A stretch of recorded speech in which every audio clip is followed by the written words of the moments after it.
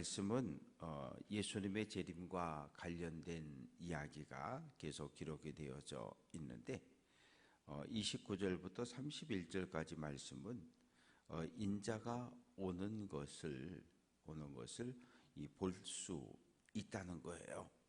그런데 여러 가지 전쟁의 소식과 끔찍한 사고 사건의 소식들, 나라와 나라가 전 세계가 나뉘어서 싸우는 이런 일들이 일어나는 것을 보거든 깨어 있으라는 이야기거든요.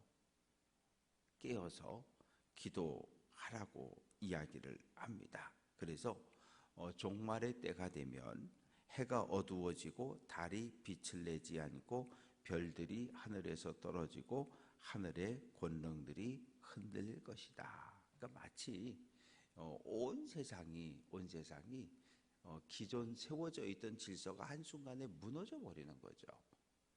모든 건 일상의 삶이, 그러니까 요즘 우크라이나나 가자지구나 거기서 살아가는 사람들의 삶이라고 하는 건 내일이 없는 거예요. 왜냐하면 언제 어느 때 어디에서 포탄이 떨어지고 총알이 날아와서 죽을지 아무도 몰라요.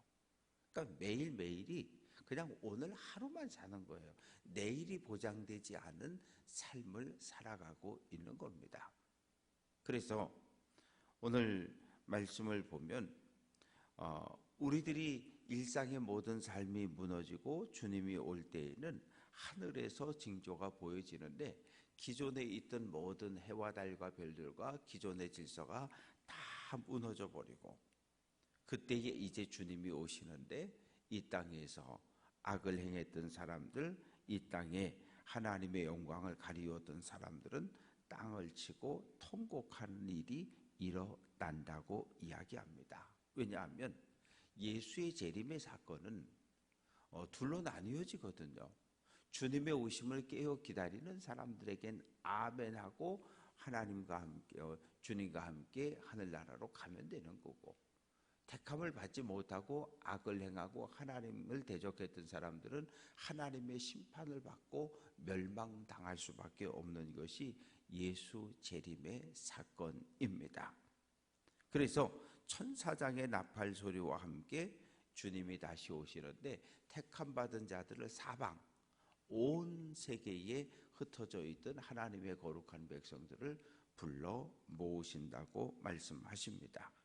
그러면서 무화과 이야기를 갑자기 하십니다. 32절, 33절 말씀 보면 가지가 연하여지고 잎사귀를 내면 여름이 가까운 줄을 안다. 이 무화과 나무라고 하는 것은 이스라엘을, 유대인들을 상징하고 있습니다. 무화과가 어느 날 잎사귀가 나왔다라고 하는 이야기는 겨울이 지나고 봄이 지나고 여름을 향해서 가고 있다는 것을 알게 해주는 거거든요. 그러니까 요즘 이제 벚꽃이 피기 시작하고 매화가 피고 뭐 이렇게 되면 어떻게 돼요? 이제 겨울 끝, 봄 시작, 우리가 이렇게 아는 것처럼 무화과는 이스라엘 백성들에게 기나긴 겨울이 가고 봄이 가고 여름이 온다라고 하는 것을 알려주는 나무가 됩니다. 마찬가지로 여러 징조들이 계속해서 일어나는 것을 보거든 너희는 이제 예수님의 재림이, 예수님의 오심이 가까웠구나라고 하는 것을 너희도 깨달으라는 거예요. 그러면서 33절에 인자가 가까이 곧 문 앞에 이른 줄을 알아라. 그러니까 예수님이 재림하는 정확한 연과 일과 시는 알 수가 없어요. 왜? 그것은 오직 하늘 아버지만 아신다 그랬으니까.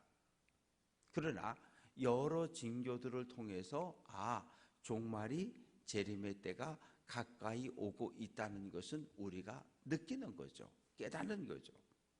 그것을 깨달으라는 거예요.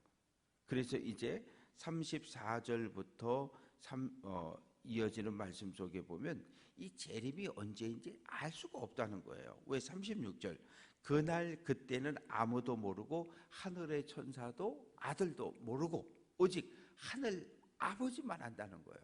하늘 아버지 한 분만 안다는 거예요. 근데 또 어떤 이단들은 이야기하기를 내가 직통계시를 받아서 안다. 그러니까 다 거짓말이라는 거예요.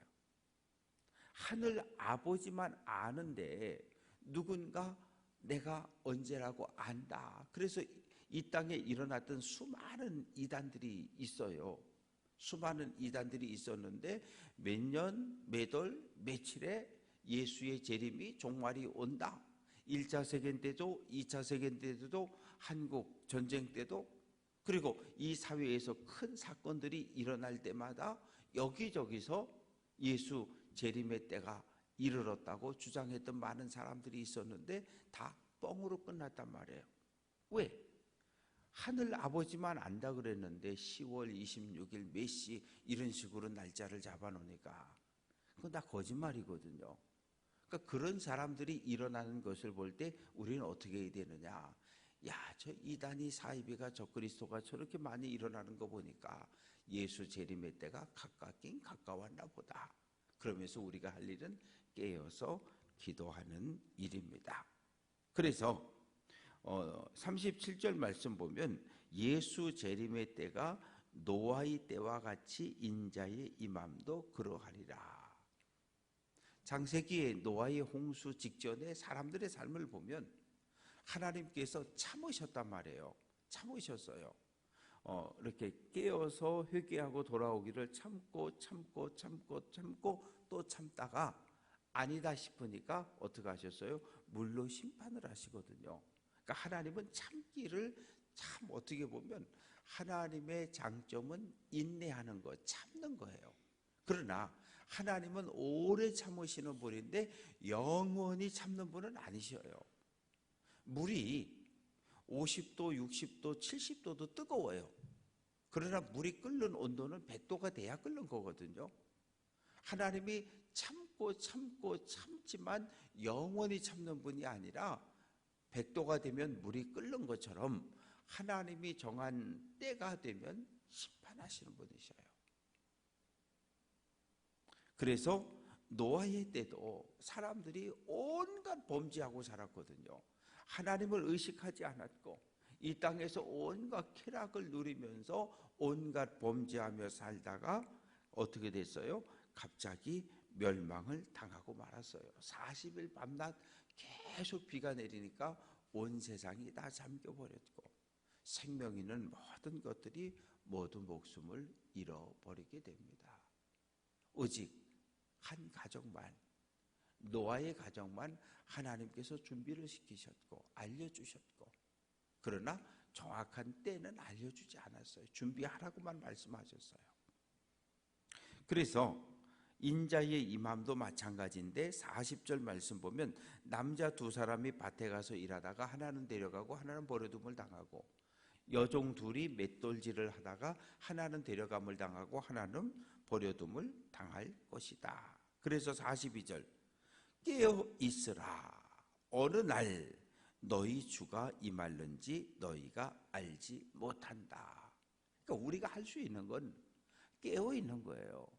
오늘 주님 오시지, 오늘 주님 오시지 깨어 있는 거거든요. 내일이 아니라 오늘 깨어 있으라는 거예요. 그러면서 도둑놈의 비유를 이야기하고 있습니다. 너희 알지 않니? 주인이 오늘 도둑놈이 올 거야 라고 인식하고 깨어 있으면 도둑놈 들어오는 거 때려잡든지 막을 수 있는데 에이 뭐 우리 집에 도둑이 오겠어? 요즘 보안장치도 잘 돼 있고 아파트 문도 꽉 잠궈 놓고 도둑이 어떻게 들어와? 못 들어와? 그리고 그냥 술 마시고 취하고 자면 도둑이 온다는 거예요. 막을 수 없다는 거예요. 그러면서 45절부터 어떠한 삶을 우리가 살아야 하느냐, 한 주인과 종의 비유를 이야기하고 있습니다. 주인이 종, 이 종은 그냥 일반 종이 아니라 청지기, 여러 명의 종들을 관리하는 그런 청지기인데 종에게 얘야 나 좀 어디 좀 갔다 올게. 그동안 집을 잘 부탁한다. 이 사람들을 좀 잘 관리하고 그러고 있어라. 내 주인님 잘 다녀오세요. 그런데 이 종이 계산을 해보니까 우리 주인님이 비행기 타고 미국 갔다가 일 보고 뭐 여행하다 얼마쯤 올 거라고 생각을 하고 야 이제 만세, 지금부터 내가 대장이야. 그래서 밑에 있는 종들을 막 두들겨 패고 평소에 말 안 듣는 놈을 막 그냥 야단치고 일을 많이 시키고 막 이러고 있는 거죠. 주인이 늦게 올 거다. 그러니까 지금부터 한 달 동안은 내 마음대로 하고 한 달 지나서 주인 올 때쯤 돼서는 그냥 또 잘 관리하면 되겠지. 그건 악한 종이거든요. 그래서 49절 말씀 보면 48절 끝부분에 주인이 더디 오리라 생각하여 동료들을 때리고 술 친구들과 더불어 먹고 마시게 되면, 온갖 못된 짓을 다 하고 살고 있는데, 왜? 주인이 금방 안 오는 걸 아니까, 한 달 후, 두 달 후에 올 걸 아니까. 그런데 50절, 생각하지 않은 날, 알지 못하는 시간에 주인이 왔다는 거예요. 한 달은 있어야 오는데 20일 만에 와버린 거예요. 그럼 어떻게 되는 거예요? 막 그냥 집안을 관리를 제대로 안 하고 종들을 막 두들겨 패고 못살게 굴고 그런 것들을 와서 눈으로 목격하게 되면 어떻게 되겠습니까? 주인의 책망을 받고 심판을 받아서 집에서 쫓김을 당한다는 이야기예요. 말씀을 정리해 보겠습니다. 우리는 재림, 우리가 부활의 신앙을 가지고 살잖아요. 그리고 또 하나의 신앙이 있는 거예요. 예수 재림의 신앙이에요. 예수님이 다시 오신다는 거예요. 하늘로 올라가신 예수님이 언젠가 다시 오신다는 거예요. 그게 재림의 신앙이거든요. 이 재림의 신앙이, 우리가 부활의 신앙이 있으면 많은 고난과 고통과 어려움을 참고 견딜 수가 있어요. 왜? 하나님이 우리를 구원해 주실 거야. 고난을 당하다가 어려움을 당해도 하나님 우리를 구원해 주실 거라고 하는 이 부활의 신앙이 있어서 견뎌내는데, 예수 재림의 신앙은 무엇이에요? 오늘 하루하루를 소중히 여기고 깨어 기도하며 살아갈 수 있어요. 예수님 안 와. 우리가 하나님 나라에 들어가는 방법은 두 개밖에 없어요. 첫째는 이영호 예 하나님 너 오늘 밤 와야 되겠다 아멘. 그러고 가면 되는 거예요. 개인적인 종말이죠. 개인적인 종말이에요. 두 번째는 예수님이 내려오시는 거거든요. 어느 날 오시는지를 알 수가 없어요. 우리가 내 개인의 종말도 몰라요. 하나님이 나를 언제 부르실지 아무도 몰라요. 그런데 성경은 오늘 밤이라고 이야기하고 있거든요. 하나님이 앞으로 30년 후에 와라 그러고 날짜를 정해주면 얼마나 좋겠어요. 왜? 그 전까지 내 마음대로 살 수 있잖아요. 그리고 이제 부름을 받기 얼마 전부터 정신 차려서 성경 읽고 기도하고 거룩하게 살다가 그렇게 가면 되는데, 하나님이 그 날짜를 안 가르쳐 주시거든요. 또 하나는 예수님이 재림하심으로 나의 종말, 이 땅 전체의 종말이 옵니다.